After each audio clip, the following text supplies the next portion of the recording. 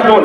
এই পর্যায়ে আপনারা সামনে বক্তব্য রাখবেন সোনারঘাট পৌর ছাত্র লীগের সভাপতি সম্রাট আহমেদ।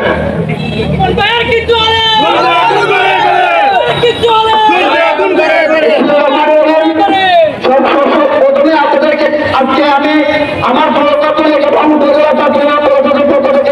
আজকের এই মালিকের থেকে আমার পক্ষ থেকে অভিনন্দন জানাই যে আজকের এই দুর্দিনে এই উচ্চসমাজের যারা আসেছেন এদের হচ্ছে চুনাগের যে একজন মানবতা ছিল না উনার পাশে আজকে হচ্ছে বড় তারা আপনারা জানেন যে